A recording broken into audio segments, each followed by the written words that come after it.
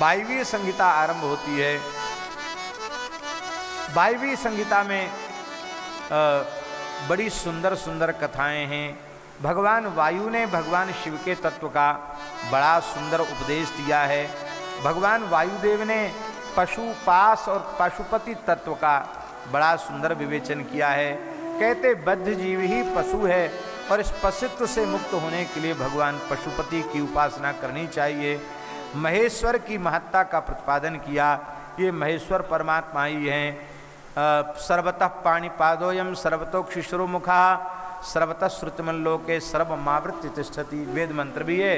और यहाँ शिव पुराण में भी इसी स्वरूप में भगवान का निरूपण किया जा रहा है। बोलो भक्तवत्सल भगवान की जय। ज्ञात्वा देवम पशुपासी सर्वैरेव विमुच्यते। भगवान के तत्व को जान करके पशुत्व से जीव मुक्त हो जाता है, बंधन से मुक्त हो जाता है। काल का वर्णन है, अलग अलग सब देवताओं के काल का वर्णन है। प्रलय कैसे होता है, प्रलय का वर्णन, ब्रह्मांड की स्थिति का वर्णन वायुदेव ने किया है। ब्रह्मा जी ने कैसे मानसी सृष्टि की, ये पहले आप सुन चुके हैं सब चरित्र। पुनः 22वीं संहिता में उनका स्मरण किया गया है। भगवान शिव के 8 स्वरूप जिनको अष्टमूर्ति कहा जाता है, कैसे ब्रह्मा जी ने सृष्टि का विस्तार किया, इसका वर्णन किया गया। बोलो भक्तवत्सल भगवान की जय। भगवान शिव अर्धनारीश्वर स्वरूप में प्रकट होकर के ही जगत का विस्तार करते हैं। श्री राम जय जय राम, श्री राम जय जय राम, श्री राम जय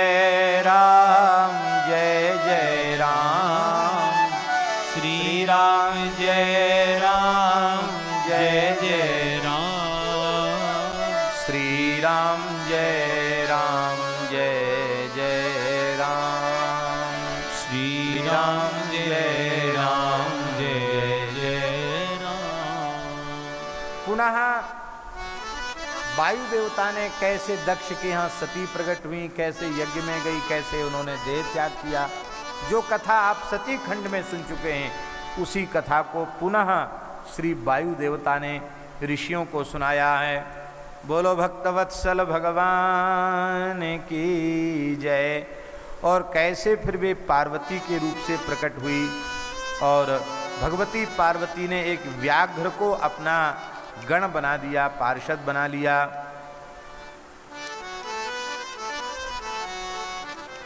भगवान शिव के मोक्ष प्रदत्व का वर्णन है।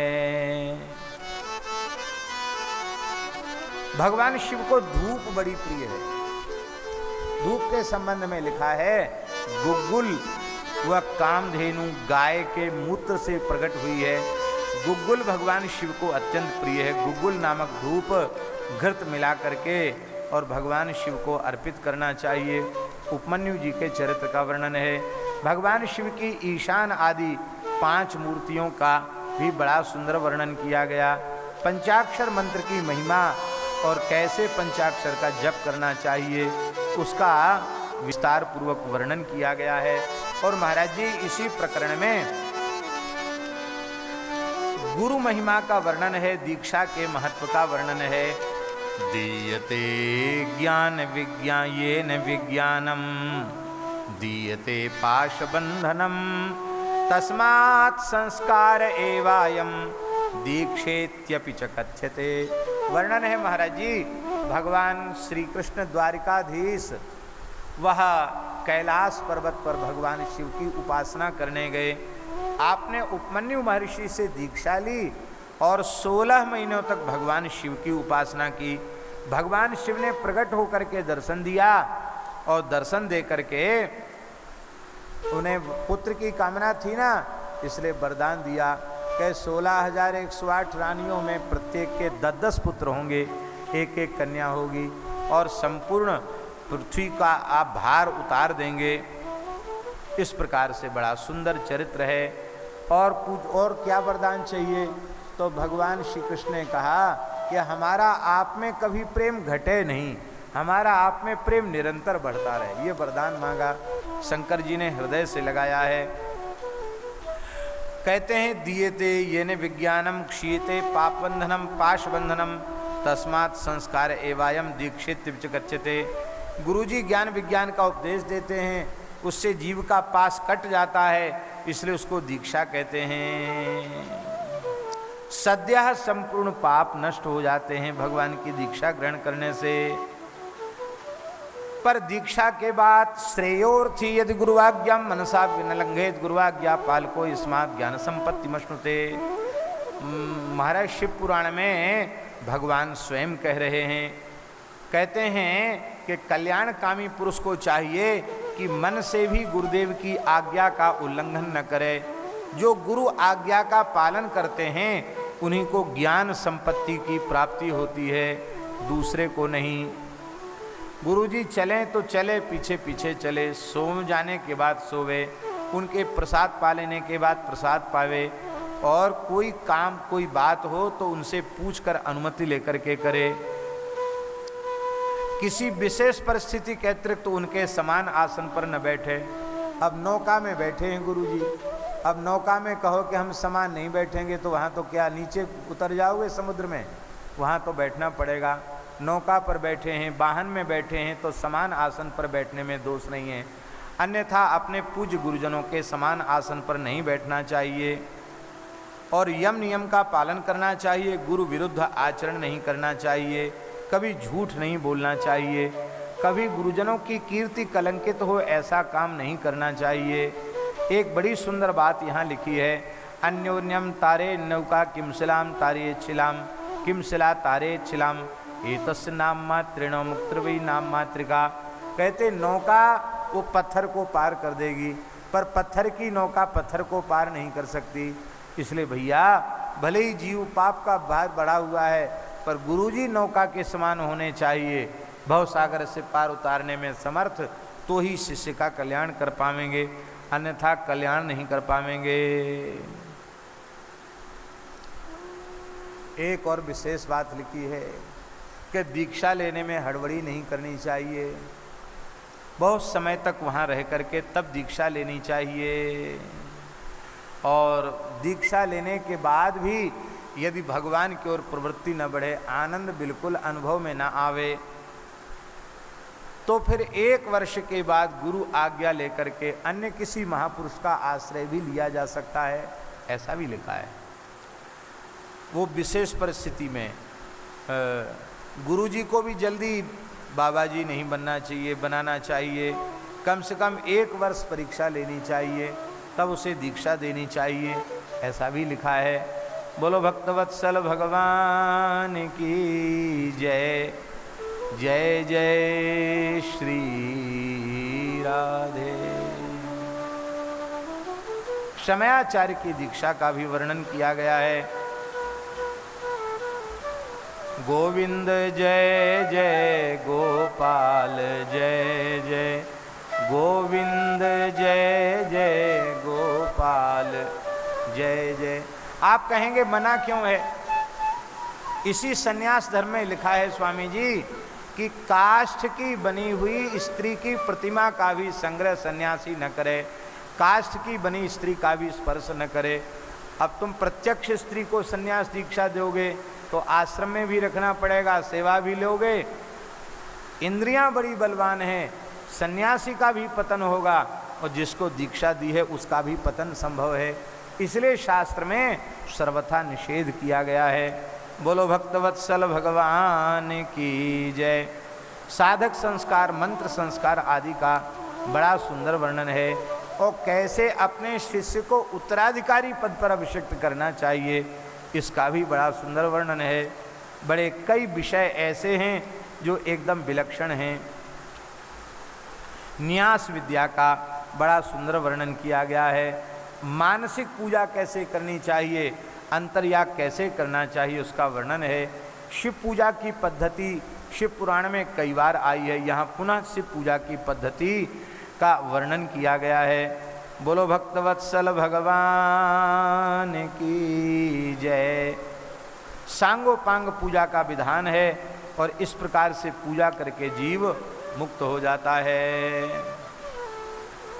कैसे शिव पूजन के पश्चात यज्ञाग्नि से तृप्त करना चाहिए शिव जी को, उसका भी वर्णन है। काम्य कर्मों का वर्णन है।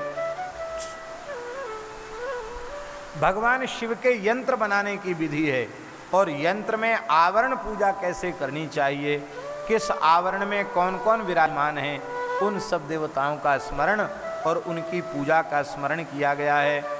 बोलो भक्तवत्सल भगवान की जय, श्री शंकर भगवान की जय। य इदं कीर्ते नित्यं शृणुयात् वा समाहितः स विधूयासु पापानि शिवसायुज्यमाप्नुयात्। जो श्रद्धा पूर्वक इस पूरे प्रकरण का कीर्तन करता है, स्मरण करता है, श्रवण करता है, वो संपूर्ण पापों से मुक्त होकर के शिव सायुज्य को प्राप्त करता है।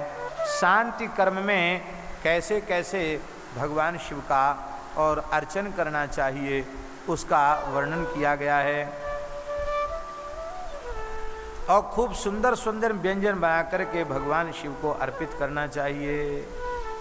जितना ज़्यादा भोग लगाओगे उतना ज़्यादा भगवान शिव प्रसन्न होते हैं। बाण लिंगे पिवाकुर्यान निर्धनो धनवानपि स्वयंभू वे स्वयंभू तथा लिंगे आर्षके वैदिके पिवा। निर्धन पुरुष हो या धनवान पुरुष, नर्मदा जी से प्रकट नर्मदेश्वर वाणलिंग का अर्चन करना चाहिए, स्वयंभू लिंग का अर्चन करना चाहिए, ऋषियों के द्वारा स्थापित लिंग का अर्चन करना, अथवा वैदिक लिंग। वैदिक लिंग माने वैदिक पद्धति से जहाँ प्राण प्रतिष्ठा की गई है। रत्न के बने हुए शिवलिंग में भी पूजन का विधान है। और मान लो कोई उपलब्ध न हो तो मिट्टी से शिवलिंग बना करके पूजन करना चाहिए। वो भी उपलब्ध न हो तो जल में, अग्नि में, पर्वत में, वृक्ष में, कहीं भी शिव की भावना करके पूजन कर देना चाहिए, क्योंकि शिव व्यापक हैं। जहाँ स्मरण करके उनका पूजन किया जाए वहीं से वे पूजा को स्वीकार कर लेते हैं। बोलो भक्तवत्सल भगवान की जय। भगवान शिव अर्चक के ऊपर कृपा करके प्रकट होते हैं और उसको सब कुछ प्रदान कर देते हैं। कैसे शिव मंदिर का निर्माण करना चाहिए, शिव प्रतिष्ठा कैसे करनी चाहिए, इसका भी वर्णन है। योग के भेदों का वर्णन है। 10 विध प्राणायाम का प्राणों को जीतने की महिमा का भी बड़ा सुंदर वर्णन किया गया है। बोलो भक्तवत्सल भगवान की जय। योग मार्ग के कौन कौन से विघ्न हैं, उन विघ्नों का भी वर्णन किया गया है। वो विघ्न रहेंगे तो योग सिद्धि नहीं होगी। उनमें सबसे पहला दोष है योग मार्ग का, साधना के मार्ग का आलस्य। आलस्य मलसत्वंतु योगिनाम देह चेतसो धातु वैषम्यजा दोषा व्याधय कर्म दोषजा। आलस्य का त्याग करेगा तो ही साधन बनेगा, नहीं तो आलस में पड़े रहो, खाओ और सो, फिर खाओ और फिर सो जाओ, तो कोई साधन बनने वाला नहीं। न सेवा बनेगी न साधन बनेगा। इस प्रकार से एक एक क्षण का साधक को उत्तम से उत्तम उपयोग करना चाहिए।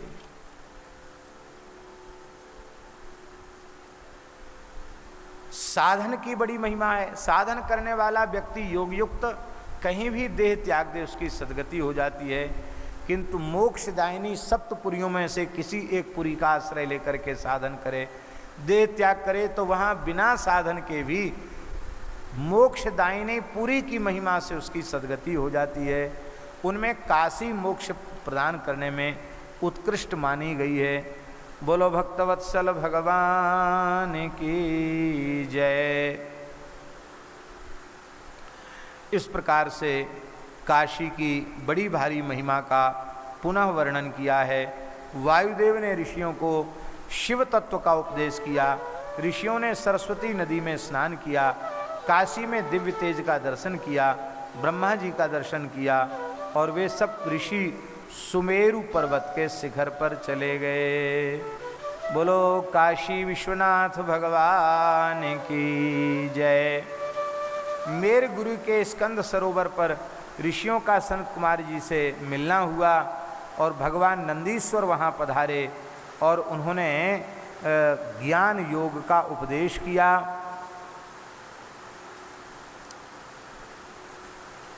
ज्ञान योग का उपदेश किया। उस ज्ञान योग का उपदेश करके और उन्होंने कहा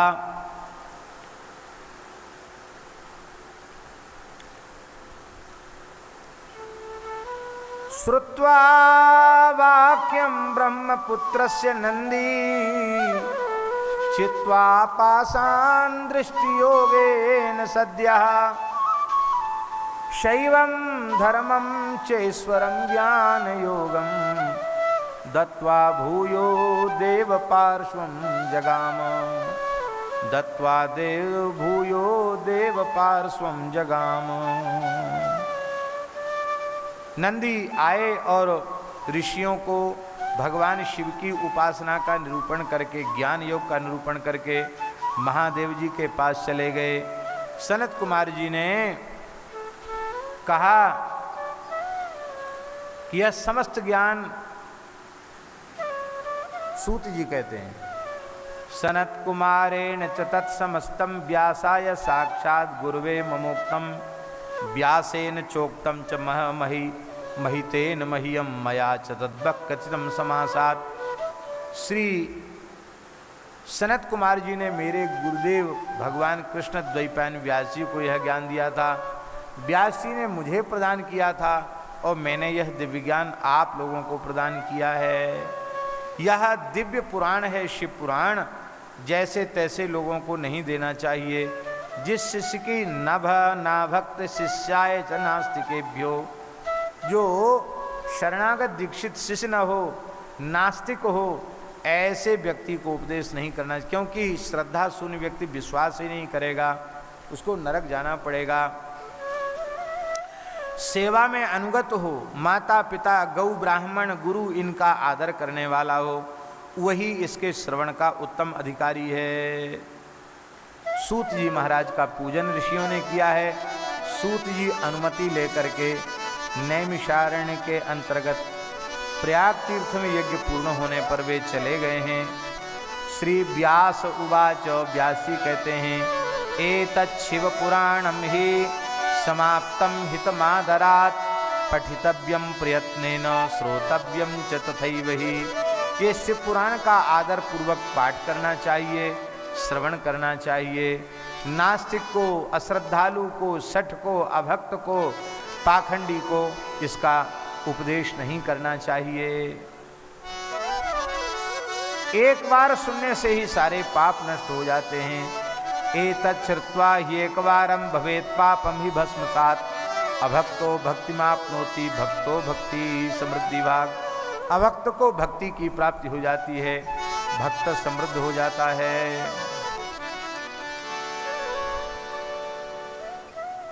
5 आवृत्ति करने से तो क्या कहना, अनंत पुण्य फल की प्राप्ति होती है। भगवान शिव अतिशय कृपा करते हैं। एतत् शिव पुराणस्य वक्तु श्रोतुश्च सर्वदा सगणस्य सुतः सांबा शंकरोतु सुशंकरः। अंतिम श्लोक है।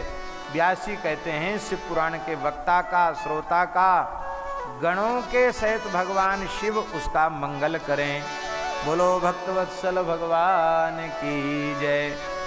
यदक्षरं पदभ्रष्टं मात्राहीनं च यद् भवेत् तत्सर्वं क्षम्यतां देव प्रसीद परमेश्वर।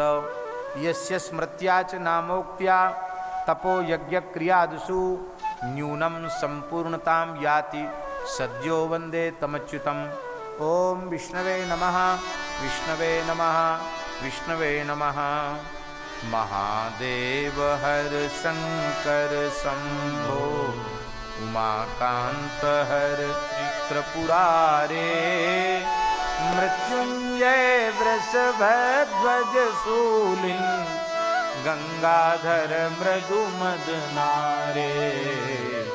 हर शिव शंकर गौरीशं वन्दे गङ्गाधरमीशं रुद्रं पशुपतिमीशानं कलये काशीपुरनाथं।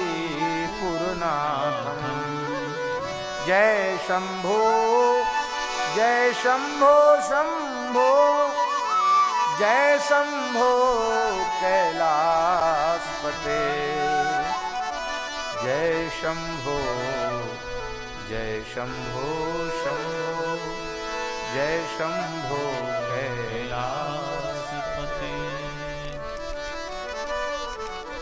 इत्येषा वाङ्मयी पूजा श्रीमच्छङ्करपादयोः अर्पिता तेन देवेशो प्रीयतां मे सदाशिव। श्रीराम जय राम जय जय राम। श्रीराम जय राम जय जय राम। श्रीराम जय राम जय जय राम। श्रीराम जय राम जय जय राम। श्रीराम जय राम जय जय राम। श्रीराम जय राम जय जय राम। श्रीराम जय राम जय जय राम। श्रीराम जय राम जय जय राम। श्रीराम जय राम जय जय राम। श्रीराम जय राम जय जय राम। श्रीराम जय राम जय जय राम। श्रीराम जय राम जय जय राम। गौरी शंकर सीताराम। गौरी शंकर सीताराम। गौरी शंकर राधे श्याम। गौरी शंकर राधे राधे श्याम। श्रीराम जय राम जय जय राम। श्रीराम जय राम जय जय राम। श्रीराम जय राम जय जय राम। श्रीराम जय राम जय जय राम। श्रीराम जय राम जय जय राम। श्रीराम जय राम जय जय राम। श्रीराम जय राम जय जय राम। श्रीराम जय राम जय जय राम। राम राम राम राम राम राम जपत। राम राम राम राम राम राम राम राम राम राम राम जपत। राम राम राम राम राम राम जपत। मंगल मुद उदित होत कलिमल छल छपत। मंगल मुद उदित होत कलिमल छल छपत। राम राम राम राम राम राम जपत। राम राम राम राम राम राम जपत। कहु के लहे फल रसाल बबुर बीज बपत। कहु के लहे फल रसाल बबुर बीज बपत। हारि जन जन्म जाय गाल गूल गपत। राम राम राम राम राम राम जपत। काल कर्म गुण स्वभाव सबके शीस तपत। काल कर्म गुण स्वभाव सबके शीस तपत। राम नाम महिमा की चर्चा चले चपत। राम नाम महिमा चर्चा राम राम राम राम राम राम जपत। राम राम राम राम राम राम जपत। साधन बिन सिद्धि सकल बिकल लोग लपत। साधन सिद्धि सकल बिकल लोग कल युग बर बनिज विपुल नाम नगर खपत। कल युग बर बनिज विपुल नाग नगर खपत। राम राम राम राम राम राम जपत। राम राम राम राम राम राम जपत। नाम सो प्रतीति प्रीति हृदय सुधीर थपत। राम नाम सो प्रतीति हृदय सुधीर थपत। पावन किए रावण रिपु तुलसी से अपत। पावन किए रावण रिपु तुलसी से अपत। राम राम राम राम राम राम जपत। राम राम राम राम राम राम जपत। शिव शिव शिव शिव शिव शिव शिव शिव शिव जपत। शिव शिव शिव शिव शिव शिव शिव शिव शिव जपत। शिव शिव शिव शिव शिव शिव शिव शिव शिव जपत। शिव शिव शिव शिव शिव शिव शिव शिव शिव जपत। कर चरण कृतं वा कायजं कर्मजं वा श्रवण नयन जम्बा मानसं वापराधं विहितमविहितं वा सर्वमेतत् क्षमस्व। जय जय करुणाब्धे श्री महादेव शंभो। जय जय करुणाब्धे श्री महादेव शंभो। जय जय करुणाब्धे श्री महादेव शंभो। श्री बहुलायै नमः। श्री बहुलायै नमः। श्री समंगायै नमः। श्री समंगायै श्री नमः। अकुतो भयायै नमः। श्री अकुतो भयायै नमः। श्री क्षेमायै नमः। श्री क्षेमायै श्री नमः। सख्यायै नमः। श्री सख्यायै नमः। श्री भूयस्यै नमः। श्री भूयस्यै नमः। श्री सर्वसहायै नमः। श्री सर्वसहायै नमः। श्री सुरभ्यै नमः। श्री सुरभ्यै नमः। श्री शाम्ब सदा शिवार्पणमस्तु। जय जय श्री राधे। जय जय श्री सीताराम। हर हर महादेव।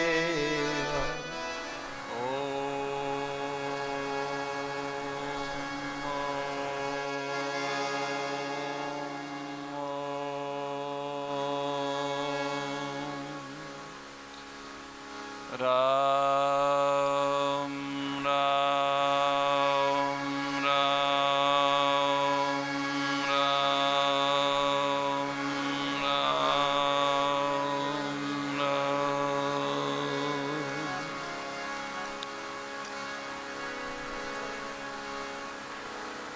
या सर्वमिदं व्याप्तं जगत् स्थावर जंगमं तामधेनो शिरसा वन्दे भूतभवशमातरम्। श्री राम जय राम जय जय राम। श्री राम जय राम जय जय राम। श्री राम जय राम जय जय राम। श्री राम जय राम जय जय राम। श्री राम जय राम जय जय राम। श्री राम जय राम जय जय राम। श्री राम जय राम जय जय राम। श्री राम जय राम जय जय राम। श्री राम जय राम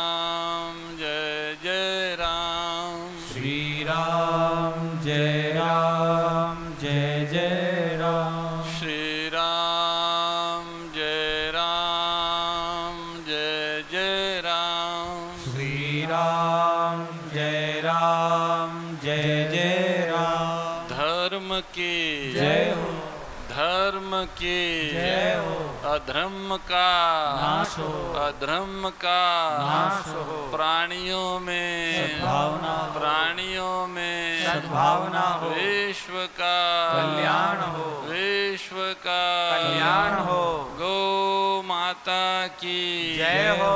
गौ माता की जय हो। हर हर महादेव।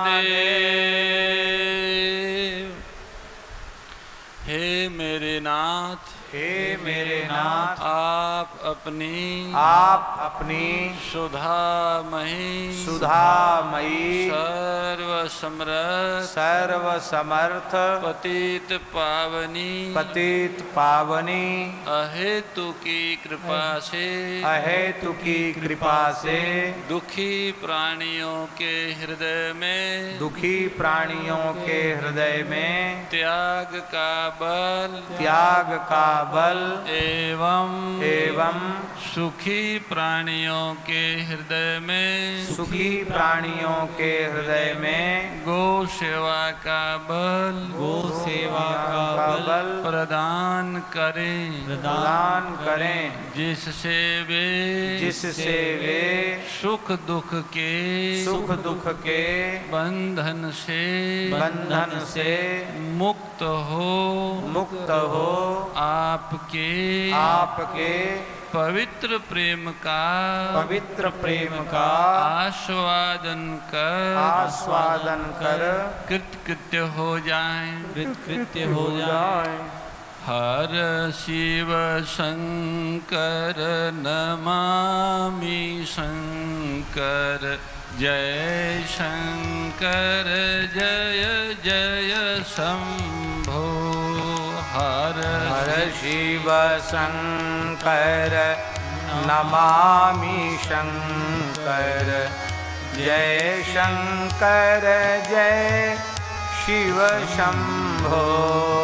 हर शिव शंकर नमामि शंकर जय शंकर जय जय शंभो। हर शिव शंकर नमामि शंकर जय शंकर जय शिव शंभो।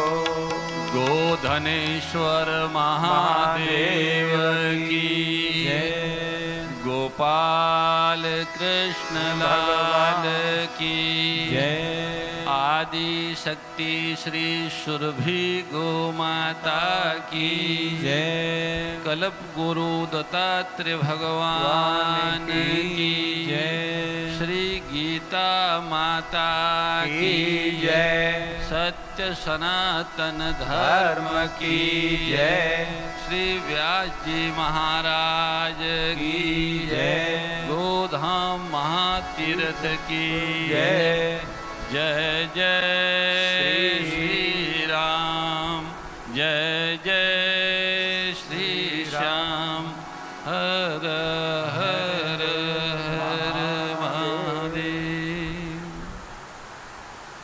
नारायण नारायण नारायण नारायण नारायण नारायण नारायण। सर्वेश्वर सच्चिदानंद घन परम पिता परमात्मा अंतर्यामी रूप से सभी प्राणियों के हृदय में विराजमान हैं। उनका पावन स्मरण करते हैं। उन्हीं की प्रतिनिधि भूता पूज्या वेद लक्षणा गौ माता तथा उसके अखिल गोवंश का वंदन करते हैं। परम पावन श्रावण मास में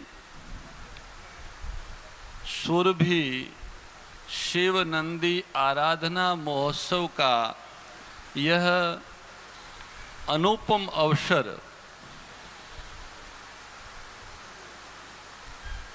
भगवान की अहेतु की कृपा से भोलेनाथ के विशेष वात्सल्य से हमें प्राप्त हुआ है। गत कई दिनों से इस पूरे मास में ही सारे चातुर्मासवर्ती संत साधक श्रद्धालुगण प्रतिदिन शिवाभिषेक, शिव सतनाम का जप, शिवार्चन आदि आदि अनुष्ठानों के साथ भारतवर्ष के एक सनातन धर्म परंपरा के प्रमुख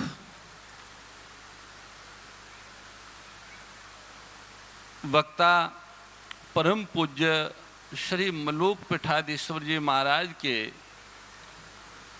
मुखारबिंद से, व्यास आसन से यहाँ पे आगंतुक, यहाँ विराजमान एवं आगंतुक श्रद्धालुओं को तो भगवान शिव के आराधना के विविध आयाम श्रवण करने को प्राप्त हो ही रहे हैं, पर देश और दुनिया में जहाँ कहीं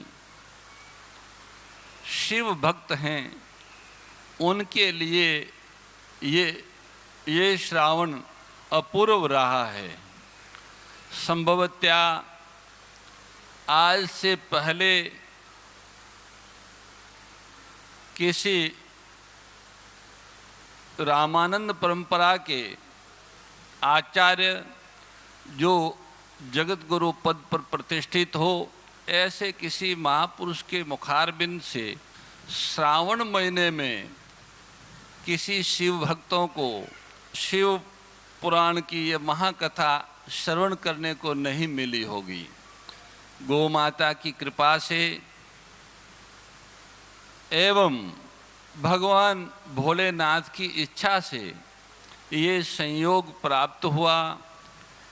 इतना सुबोध, इतना सरल, इतना सर्वग्राह्य शिव महापुराण का व्याख्यान पूज्य महाराज श्री के मुखारबिंद से श्रवण करके प्रत्येक शिव भक्त का हृदय आह्लादित हो रहा है और ऐसा लग रहा है कि पूरे चातुर्मास अर्थात कार्तिक पूर्णिमा पर्यंत लगातार ये इसी तरह से कथा होती रहे और धरती के सभी शिव भक्त इसे श्रवण करते रहे, क्योंकि प्रत्येक प्रसंग को बहुत संक्षिप्त करना पड़ रहा है, बहुत संक्षिप्त, उनको और विस्तार पूर्वक और सरलतम शब्दों में समझाने का सामर्थ्य सद्गुरु परमात्मा ने पूज्य महाराज श्री को दिया है। इस कारण शिव महापुराण की कथा 9 दिन में नहीं हो सकती पूरी, 11 दिन में भी पारायण हो सकता है, पर सत्संग सत्र तो बहुत लंबा चले तभी सबको लाभ हो। हम विश्वास करते हैं, अपेक्षा करते हैं कि भविष्य में भगवान ऐसा श्रावण महीने में ऐसा सुअवसर पुनः शिव भक्तों को प्रदान करेंगे। परमात्मा शिव साक्षात कल्याण की ही प्रतिमूर्ति है, अर्थात कल्याण का ही दूसरा नाम शिव है। कल्याण का अर्थ ये नहीं है उसका कल्याण, उसका कल्याण, इसका कल्याण, सर्व कल्याण, सबका कल्याण, सबका कल्याण ही शिव है। शिव से ही सबका कल्याण है और शिव के सन्निकट पहुंचने से सबको कल्याण की प्राप्ति होती है। शिव सन्निधि से, शिव दर्शन से, शिव उपासना से और शिव कृपा से सभी कल्याण स्वरूप शिव से अभिन्न होते हैं। सारे जीव शिव से अभिन्न हो सकते हैं। भगवान शिव के दर्शन, उनकी उपासना और उनका सानिध्य तभी प्राप्त होता है जब नंदीश्वर महाराज अनुमति दें उनके निकट जाने की। नंदी धर्म है, नंदी साक्षात धर्म है और धर्म ही नंदी का स्वरूप धारण करके पृथ्वी पर विचरण करते हैं। जिस मनुष्य के जीवन में धर्म होगा, अर्थात जो धर्म आज्ञा के अनुसार चलेगा, वो ही कल्याण को प्राप्त होगा। नंदीश्वर की अनुमति का अर्थ यही है कि जीवन में धर्मानुसार आज्ञा पालन करने वाले जीवों को ही शिव तत्व की प्राप्ति होती है। संतवाणी में कहा है, धर्मते वीरति जोगते ज्ञाना, ज्ञान मोक्ष प्रद वेद बखाना। धर्म से ही मनुष्य को विषयों से विरक्ति होती है। धर्मानुसार जीवन जीने से, धर्म की आज्ञा अनुसार संयम, सदाचार तथा सात्विक आहार आदि से मानव का अंतकरण शुद्ध होता है और शुद्धा अंतकरण मानव ही अंतर में स्थित परमात्मा शिव की सनिधि, उनका दर्शन एवं उनकी उपासना कर सकता है। इसलिए धर्म की आज्ञा का पालन कैसे किया जाए, इस पर मानव को विचार करना चाहिए और उसके अनुसार, चाहे वो व्यक्ति हो, समाज हो, राष्ट्र हो, या संपूर्ण विश्व की मानव जाति हो, सबके लिए धर्म है। धर्म का अर्थ कोई क्षेत्र, कोई भाषा, कोई वेश से नहीं है। जैसे परमात्मा सार्वभौम है, ऐसे धर्म भी सार्वभौम है, सबके लिए है। धर्मानुसार जीवन जीने से ही मानव इस लोक में और परलोक में सुख, शांति और सफलता की प्राप्ति कर सकता है। धर्म को बांटा नहीं जा सकता। धर्म की व्याख्या प्राकृत है, मानवकृत नहीं है, क्योंकि धर्म ईश्वरीय विधान है, परमात्मा का विधान है। जैसे कोई संस्था या कोई राज्य अपनी व्यवस्थाओं को चलाने के लिए संविधान का निर्माण करता है, ऐसे ही सृष्टि के रचयिता परमात्मा ने सृष्टि को सुचारू रूप से संचालन करने के लिए धर्म का विधान किया है, धर्म रूपी संविधान का निर्माण किया है। उस धर्म का स्रोत, जहाँ से धर्म को आत्मसात किया जाए, धर्म को धारण किया जाए, धर्म को जिया जाए, ऐसा स्रोत सनातन धर्म के अनुसार, सनातन परंपराओं के अनुसार इस तरह का स्रोत गौ माता है। वेद लक्षणा गौ माता ही धर्म की जननी है, धर्म की पोषक है। धर्म की उत्पत्ति और धर्म की प्राप्ति गौ से ही होती है मानव को।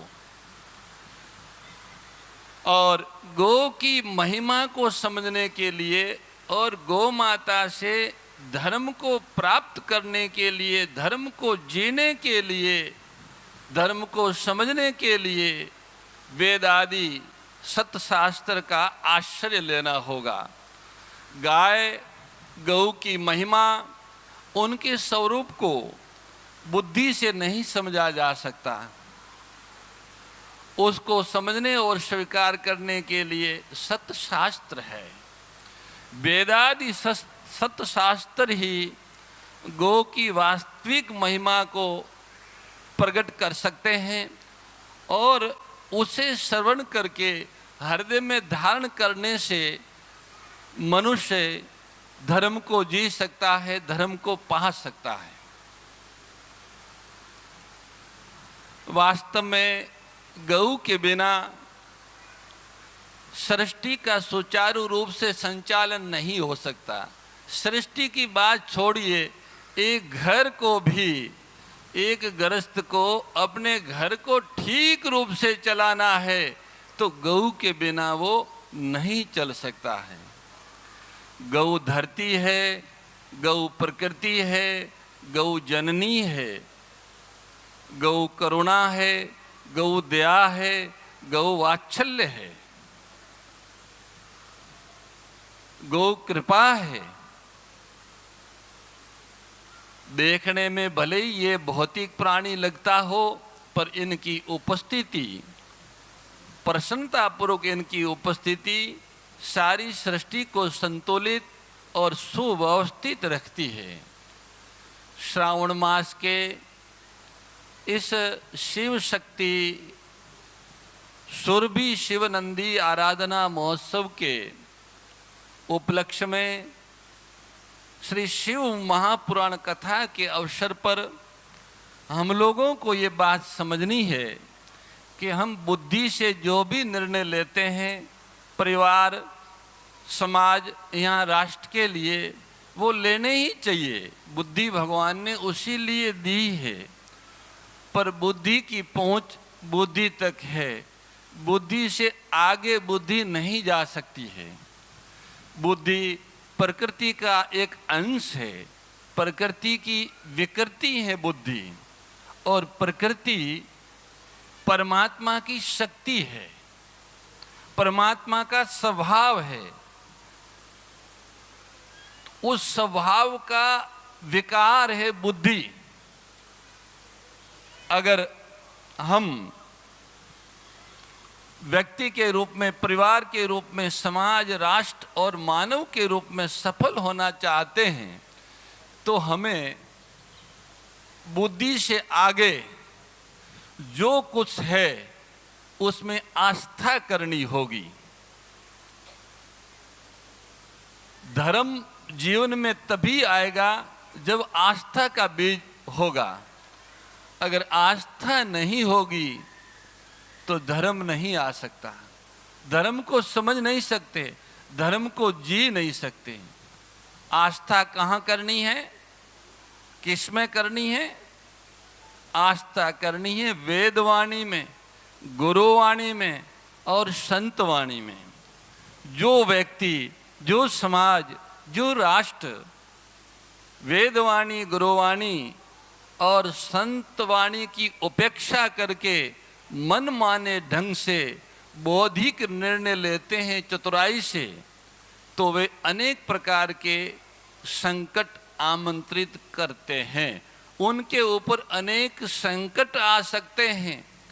जब वेद भगवान कहते हैं कि इस धरती को व्यवस्थित रखना है और जीवनी शक्ति से संपन्न रखना है, सभी मनुष्यों को लौकिक और पारलौकिक उद्देश्य पूर्ण करने हैं, तो उन्हें विधिवत ढंग से वेद लक्षणा गोवंश का संरक्षण, संपोषण, संवर्धन और उनसे प्राप्त पंचगव्यों का विधि पूर्वक विनियोग करना होगा।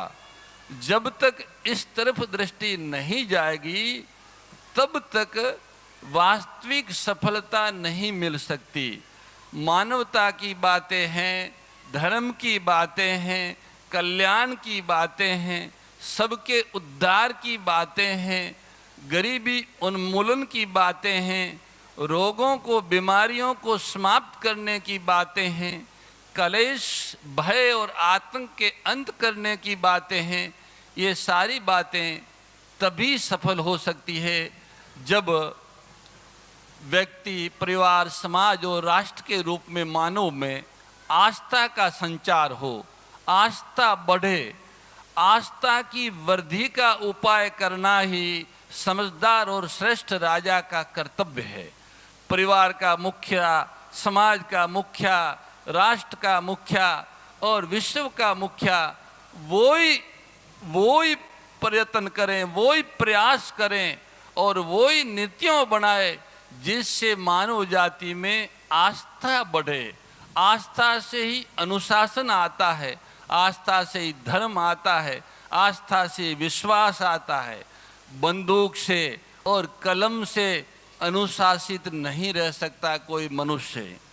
कलम और बंदूक से अगर मानव जाति को अनुशासन में रखा जाता तो आज तक इस धरती पर एक से एक महान पराक्रमी और प्रबल शक्तिशाली सम्राट हुए हैं। मनुष्य अनुशासन में तभी रहेगा जब उसमें आस्था होगी, और वो आस्था उनको बताएगी, प्रवृत्ति से पूर्व उसको संदेश देगी कि तुम जो पांव भर रहे हो, अगला पांव रख रहे हो, उससे तुम्हारी और दूसरे की कितनी हानि है अथवा कितना लाभ है। परिणाम देख के प्रवृत्ति करने की प्रेरणा आस्था प्रदान करती है। बिना परिणाम देखे बौद्धिक चतुराई से वाह वाह करने के लिए और इतिहास बनाने के लिए जो प्रवृत्तियों की जाती है, वो व्यक्ति हो, पारिवारिक हो, सामाजिक हो अथवा राष्ट्रीय हो, परिणाम में हानिकारक हो सकती है। हानिकार होगी ऐसा नहीं, पर हानिकारक हो सकती है। इसलिए आस्था मानव के लिए पुरुषार्थ का सबसे पहला सोपान है। श्रद्धा अपने आप आएगी, विश्वास आएगा, पर आस्था करनी पड़ेगी। शास्त्र कह रहे हैं, संत कह रहे हैं, गुरु कह रहे हैं कि ये धर्म है और ये अधर्म है, तो उनकी वाणी पर आस्था करके उसे अविकल्प रूप से स्वीकार करना होगा। गौ रक्षा को, गौ संवर्धन को परम धर्म कहा है। वास्तविकता से कब तक दूर भागोगे? गाय की हत्या करके, गौओं के अधिकारों का अपहरण करके, गौ का तिरस्कार करके आप सुखी नहीं हो सकते, आप समृद्ध नहीं हो सकते। गौ की उपेक्षा का मतलब सारी सृष्टि की उपेक्षा है, सारी प्रकृति की उपेक्षा है, धरती की उपेक्षा है, धरती का तिरस्कार, धरती का अपमान। गौ की हत्या धरती माता की हत्या है। गौ के बिना आप इस धरती को कैसे जीवंत बना सकते हो? बताओ, आपके पास क्या उपाय है? आप समझते हो कि जल की आवश्यकता है, जल की कमी होती जा रही है। क्यों कमी होती जा रही है? जल बरस नहीं रहा है। क्यों नहीं बरस रहा है? इन पर विचार क्यों नहीं होता? अगर आप सजग है, आप सबके हितैषी है, दीर्घदृष्टा है, कालदृष्टा है, तो आपकी दृष्टि इस पर जानी चाहिए कि बारिश क्यों नहीं होती, उसका क्या कारण है। ईश्वर के वहां से कोई प्रतिबंध नहीं है। पूज्य मलूक पीठाधीश्वर जी बता रहे थे कि देखो, कहीं तो लोग प्यास से मर रहे हैं और कहीं डूब रहे हैं। अभी थोड़े दिन पहले कई जगह पर पीने को पानी नहीं था और कई जगह लोग डूब रहे थे, हाहाकार मचा हुआ था। ये जो असंतुलन है, ये मानवीय अपराधों का परिणाम है। ईश्वरीय विधान में ऐसा नहीं है। ईश्वरीय विधान में ऐसा नहीं है। उनके विधान में सबका मंगल, सबका हित, सबका कल्याण, सबका उत्थान है। उनकी सारी व्यवस्थाएं ऐसी है। मनुष्य को उन्होंने व्यवस्थापक बना के भेजा है। व्यवस्थापक की भूल से, व्यवस्थापक की गड़बड़ी से ये सारी गड़बड़ी हो रही है। इसलिए परमात्मा से प्रार्थना है, प्रभु से प्रार्थना है कि भारतवासियों को तथा धरती के सभी मनुष्यों को, क्योंकि धरती तो हमारी माँ है और धरती हमारे प्रभु ने बनाई है। राज्य और राष्ट्र भिन्न होता है। राज्य अलग है और राष्ट्र अलग है। राज्य को राष्ट्र मानना भूल है। राष्ट्र एक अजस्र और अविनाशी स्रोत है और वो है मानव जीवन जीने की पद्धति जो भारतवर्ष से सारी दुनिया को मिलती है। वही राष्ट्र है। राष्ट्र जीवन है, राष्ट्र जीवंत प्राण है। और राज्य एक व्यवस्था, एक क्षेत्र पे, एक सीमाओं पे व्यवस्था का संचालन करने के लिए राज्य का निर्माण होता है। राज्य भक्ति को राष्ट्र भक्ति कहना भूल है।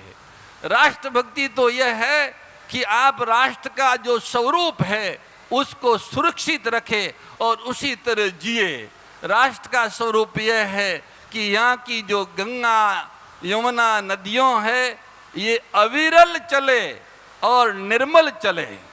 यहाँ के जो पर्वत है, वन है, अरण्य है, इन्हें सुरक्षित रखा जाए, किसी तरह से इन पर क्षति न हो, चाहे वो गांव का छोटा सा गोचर हो अथवा हिमालय का बहुत बड़ा अरण्य हो, पर उनको सुरक्षित रखा जाए।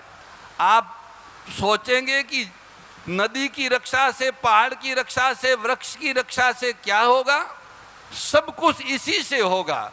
जो आप चाहते हो वो सब इसी से होगा। धरती, ये धरती आपकी, हमारी सबकी माँ है और हम सब धरती के पुत्र हैं। माँ के टुकड़े नहीं हो सकते। माँ एक ही, धरती माँ एक है, भले पुत्र हजारों हो पर माँ तो एक ही होती है। तो माँ एक है और आज माँ पीड़ित है, माँ दुखी है, माँ का अपमान हो रहा है, माँ का तिरस्कार हो रहा है और माँ को विष दे दे के धीरे धीरे उनकी हत्या की जा रही है। सज्जनों, इस धरती पर मनुष्य जाति ने अनेक प्रकार के ऊंच विकास के मानदंड स्थापित किए थे। हमारा पौराणिक इतिहास ऐसा बताता है कि हमारे पास में जल में, थल में और गगन में चलने के लिए यान थे, वाहन थे। हजारों को योजनाओं की दूरी पे परस्पर संवाद करने के साधन थे। हजारों योजनाओं पर दूर देखने के संसाधन थे। ये सभी संसाधन थे और अत्यंत तेज गति से, तीव्र गति से चलने वाले हमारे पास मन की गति से, और कहीं कहीं तो ऐसा बताया है कि मन से भी तीव्र गति से चलने वाले वाहन हमारे पास थे। इतना सब होते हुए भी हमारे पूर्वजों ने पर्वतों को तोड़ा नहीं, नदियों को अवरोधित नहीं किया, धरती के अंदर से धातुओं को, रसायनों को निकाला नहीं। ऊर्जा उन्होंने प्राप्त की है। जिस ऊर्जा को आप प्रकृति को विकृत करके प्राप्त कर रहे हैं, वही ऊर्जा आपके पूर्वजों द्वारा स्थापित भारतीय परंपराओं में रह के अगर आप चलोगे तो वही ऊर्जा प्रकृति को किसी प्रकार की क्षति पहुंचाए बिना आपको प्राप्त हो सकती है और उस ऊर्जा का विनियोग करने का परिणाम भी हानिकारक नहीं होगा। ये सारी बातें हैं। इस बातों को हम सब समझें, समझाएं और अपने से ही शुरुआत करें। हम देश और सारी धरती की बात तो करते हैं। हमारा लक्ष्य, उद्देश्य संपूर्ण धरती को सुखमय बनाना और भारत को आदर्श बनाना, अनुकरणीय बनाना, प्रेरक बनाना, यही हमारा लक्ष्य है। संपूर्ण मानव जाति के लिए यह भारत आदर्श हो, अनुकरणीय हो, प्रेरक हो, ये उद्देश्य और ये लक्ष्य है। परंतु इसकी शुरुआत, इसका शुभारंभ अपने आप से करना होगा। व्यक्तिगत रूप से हमको इसका शुभारंभ करना होगा। व्यक्ति का विकास ही सुंदर समाज का निर्माण है। जैसे जैसे व्यक्ति विकसित होता जाएगा, ऐसे ऐसे मानव समाज बहुत सुंदर होता जाएगा। इसलिए व्यक्ति के विकास की जो बात है वो व्यक्ति से ही प्रारंभ होगी और विकास का सबसे पहला पद है आस्था। आस्था करनी होगी। जिसको देखा नहीं है पर सुना है कि कोई एक है जो इन सब का संचालन कर रहा है, और ये बात हमने गुरु से, वेदों से, संतों से सुनी है। उस वाणी पर आस्था करके, उस ईश्वर को साक्षी मान के, सबके हृदय में वह परमात्मा है, इस तरह का व्यवहार अपनाएंगे तभी व्यक्ति का विकास हो। व्यक्ति का विकास मानिए हृदय का विकास है, मस्तक का विकास है। व्यक्ति का विकास मकान से, सड़क से, दुकान से, आश्रम से, मंदिर से नहीं है। व्यक्ति का विकास उनके स्वभाव से, उनके चिंतन से, उनकी समझ से है। ऐसे व्यक्ति के विकास के लिए व्यक्ति को धर्माचरण करना होगा, आस्था के आधार पर धर्माचरण होगा। धर्म का स्रोत गाय है। हम बार बार ये निवेदन कर रहे हैं कि शुद्ध आहार और संयमित विहार, ये दो ऐसे सूत्र है, अगर इसको मनुष्य अपनावे तो वो पूर्ण विकास को प्राप्त हो सकता है। शुद्ध आहार वेद लक्षणा गौमाता के माध्यम से प्राप्त होगा और संयमित विहार गीता आदि सत शास्त्रों से के मार्गदर्शन से प्राप्त होगा। अर्थात वेदवाणी गुरुवाणी और संतवाणी के अनुसार जीवन जीना ही संयमित विहार है। और गो कृषि अन्न तथा गो दुग्ध अन्न का अपने आहार औषधि उपासना में विनियोग करना ही शुद्ध आहार है। शुद्ध आहार और संयमित विहार, ये दो सूत्र हैं और ये सब आपके अपने पूर्वजों के तपस्या के द्वारा अनुसंधानित और प्रमाणित किए हुए हैं। इसलिए अलग से आपको कोई प्रयास करने की आवश्यकता नहीं, केवल इन्हें स्वीकार करना है। यहाँ उपस्थित सभी गौ भक्तों को, श्रद्धालुओं को और जो सुन रहे या सुनेंगे, उन सब से एक आग्रह कर रहे हैं कि जिस गाय की महिमा का आप सुन रहे हो, जिस गौ को धर्म की जननी, सृष्टि की पोषक और उनके व्यवस्था की संचालक, प्रकृति की संतुलित करने वाली कह रहे हैं, वह गाय और उसका वंश अत्यंत उपेक्षित और तिरस्कृत हो रहा है। उसको रहने को स्थान नहीं है और उनको पाने के लिए भोजन नहीं है। गौ सेवा में लगे हुए गौ सेवा प्रेमी संतगण इस बात से अत्यंत पीड़ित है कि जो गाय किसान जिस गौवंश का उपयोग नहीं कर रहा है, उसको चारा कहाँ से मिलेगा? घास चारा नहीं मिलेगा तो उसको हम कैसे बचाएंगे? ये गौ सेवा प्रेमी संतों की चिंता है और इन चिंता का निराकरण आप सबके पास है। जिनके पास कृषि भूमि है, खेती है, जमीन है, वे इसका निराकरण कर सकते हैं।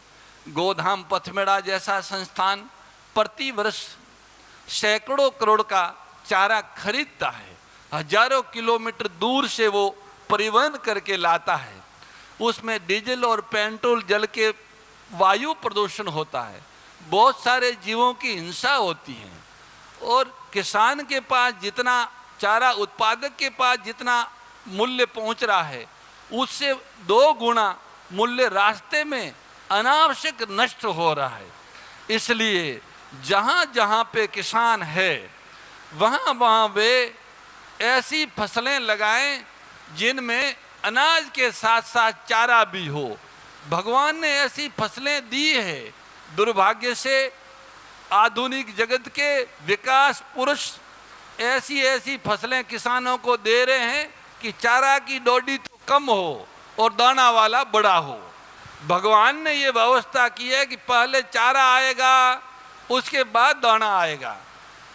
अर्थात ये धरती गऊ के लिए है और इंद्र भी गौ के लिए है। नहीं तो दाना पहले आता, चारा पीछे आता। चारा पहले आ रहा है और दाना बाद में आ रहा है। ये बात प्रकृति सिद्ध कर रही है कि गऊ बचेगी तो ही तुम बचोगे, गऊ पुष्ट होगी तो ही सभी प्राणी पुष्ट होंगे। इसलिए हमें बाजरा, गेहूं, जौ, ज्वार, मकाई, जई, बरसीम, रजका, जितनी भी फसलें हैं जिसमें चारा हो, वे फसलें लगानी चाहिए। किसान ये न समझे कि चारा वाली फसलों से मुझे आय कम होगी, आमदनी कम होगी। आज इस धरती पर सूखा चारा खुद किसान 10-10 रुपये, 15-15 रुपये किलो खरीद रहा है। बाजरी के भाव से खरीद रहा है, अनाज के भाव से खरीद रहा है। अगर आप चारा उत्पादन करेंगे, अनाज के साथ चारा उत्पादन होगा, तो ये धन आपके पास रहेगा। और आप देखना, चारा की आवश्यकता बढ़ेगी, शुद्ध चारा की आवश्यकता बढ़ेगी।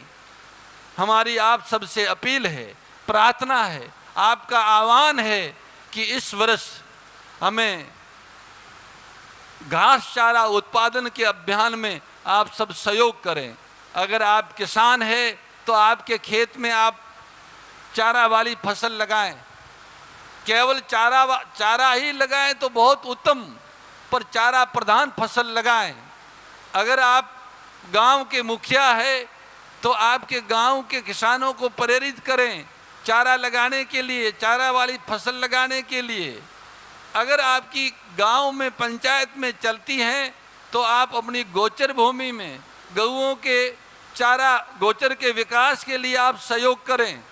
हमें हजारों हेक्टर चारा उत्पादन करना इस वर्ष, अतः इसमें आप सबके सहयोग की आवश्यकता है। ये जो वनों का विनाश हुआ है, अरण्यों का विनाश हुआ है, हमारी नदियों और जलाशय अपवित्र हुए हैं, इन्हें पुनः ठीक भी हमको ही करना होगा, क्योंकि हमने ही बिगाड़े हैं और सुधार भी हमें ही करना है। किसी एक व्यक्ति पे या केवल राजा पे ही जिम्मेवारी नहीं होती है, संपूर्ण समाज का कर्तव्य है कि जो कुछ विकृतियाँ हुई है उसके सुधार में सभी पुरुषार्थ करें। गांव गांव में जो हमारे यहाँ सरोवर थे, तालाब थे, वो गांव के तीर्थ थे। तालाब को गांव का तीर्थ माना जाता था, परम पवित्र जगह गांव का तालाब होता था। उन तालाबों में जो तीर्थ तव था उसका तिरोभाव हो गया है हमारी गलतियों से, हमारे अपराध से। अतः पुनः हमें उन ग्राम तीर्थों का उद्धार करना है और वो गौ माता के माध्यम से होगा। गो ग्राम तीर्थ उद्धार कार्यक्रम एक चलने वाला है श्राद्धों में और शारदीय नवरात्रि में, उसमें आप सभी भाग लेंगे। गांव के सरोवर के तट पर शास्त्रीय विधि से गो सरंग अभिषेक होगा तथा गो पूंछ तर्पण होगा। इन दो तरह के शास्त्रीय विधानों से गो ग्राम तीर्थों का उद्धार किया जाएगा। इस अभियान में आपको लगना है। गो ग्राम गोचर के विकास के लिए वृक्ष और घास का एक कार्यक्रम चल रहा है। अधिकाधिक वृक्ष लगाने, वो वृक्ष लगाने जिससे जीवनी शक्ति का सर्जन हो, गौ माता व अन्य प्राणियों के लिए पुष्टिकारक हो, सुखकारक हो, ऐसे वृक्ष और घास लगाने हैं। अभी बारिश का मौसम चल रहा है, ये अपील भविष्य के लिए नहीं है, वर्तमान के लिए है। इनमें आपका सहयोग चाहिए। इन दोनों कार्यों में जलाशयों के पुनरुद्धार के लिए और गोचरों के विकास के लिए आप सभी का, शासन और समाज दोनों का इस संकल्प की पूर्ति में सहयोग चाहिए है, अपील है, प्रार्थना है। और ये प्रार्थना सबके कल्याण की है। अगर आप इन दो कार्यों में अपनी भूमिका सुनिश्चित करते हैं तो आप भविष्य के संसार के लिए, भविष्य के भारत के लिए एक निर्माता का काम करेंगे। इतना दायित्व आपके ऊपर है। भगवान शिव सभी को ऐसी सद्बुद्धि और सामर्थ्य दे कि वो अपने पूर्वजों के द्वारा, पूर्वजों के पुरुषार्थ से प्राप्त जो शक्ति है उन्हें वह पुनः प्राप्त कर सके, उनका अनुभव कर सके और वे अनुभव के साथ साथ वे उसका सर्वहितकारी गौ सेवा के, धरती की सेवा के, राष्ट्र की सेवा के सर्वहितकारी कार्य में विनियोग कर सके। सभी लोग अहंकार और स्वार्थ से ऊपर उठ के सभी के जीवन के लिए सामूहिक सत्प्रयास की ओर आगे बढ़े। इसी सद्भावना के साथ में इस वाणी को जो भगवान की दी हुई है, भगवान के चरणों में विराम देते हैं। पुनः व्यासपीठ को प्रणाम, यहाँ विराजे हुए पूज्य संतों को प्रणाम, सभी गो भक्त श्रद्धालु सज्जनों को सादर हरिस्मरण। जय गौ माता, जय गोपाल, नारायण नारायण नारायण।